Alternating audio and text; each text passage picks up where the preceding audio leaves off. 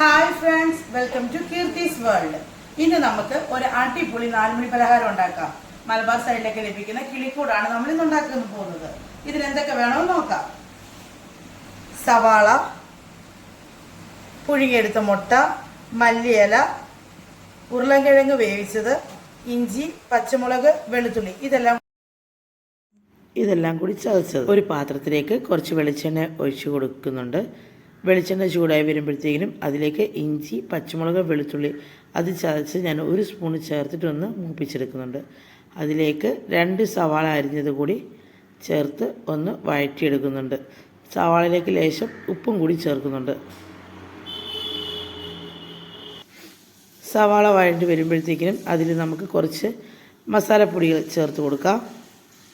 ഒരു 1/4 സ്പൂൺ മഞ്ഞൾപ്പൊടിയും, 1/2 സ്പൂൺ മല്ലിപ്പൊടിയും, 1/2 സ്പൂൺ മുളക് പൊടിയും, 1/2 സ്പൂൺ ചിക്കൻ മസാലയും, 1/4 സ്പൂൺ കുരുമുളക് പൊടിയോട് ചേർത്ത് നമുക്കിത് നന്നായിട്ട് വഴറ്റിയെടുക്കാം. നമ്മുടെ മസാല ഇവിടെ റെഡി ആയിട്ടുണ്ട്. നമ്മൾ ആദ്യം വേവിച്ച് വെച്ചിരിക്കുന്ന ഉരുളൻകിഴങ്ങ് എടുത്ത് പൊടിച്ചു കൊടുക്കാം.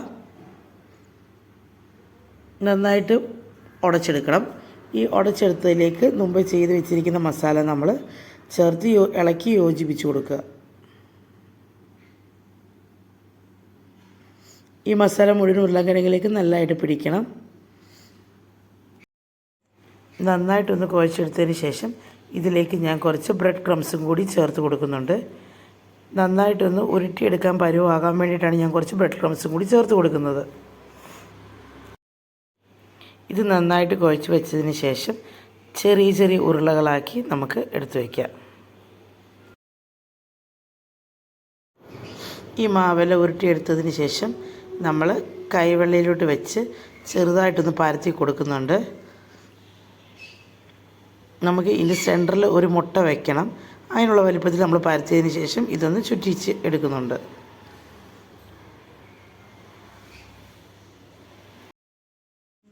ഈ ബോൾ നമുക്ക് കയ്യിലിട്ട് നന്നായിട്ടൊന്ന് ഉരുട്ടിയെടുക്കാം. ഇങ്ങനെ നമ്മൾ എല്ലാ ബോൾസും റെഡിയാക്കി എടുക്കണം.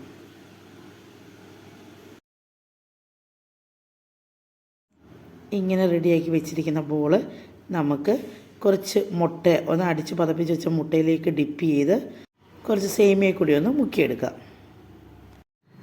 ഇങ്ങനെ നമുക്ക് എല്ലാ ബോൾസും മുക്കി നമുക്ക് എടുത്ത് റെഡിയാക്കി വെക്കാം. സേമിയ എല്ലാ ഭാഗത്തും ആകാൻ വേണ്ടി ശ്രദ്ധിക്കണം. എല്ലാ വശത്തും നമുക്ക് ഈ സേമിയ പിടിച്ചിരിക്കണം.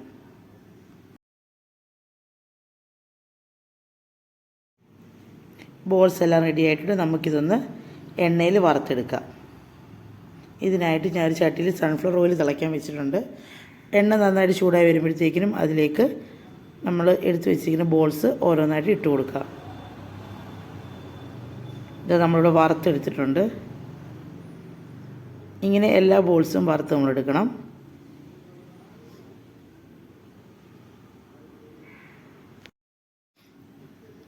നമ്മൾ എല്ലാ ബോൾസും വറുത്ത് കോരി എടുത്ത് വെച്ചിട്ടുണ്ട്.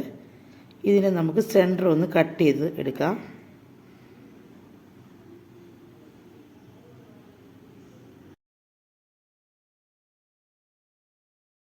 നല്ല അടിപൊളി ടേസ്റ്റുള്ളൊരു 4 മണി പലഹാരമാണ്. എല്ലാവരും വീട്ടിലുണ്ടാക്കി നോക്കണേ.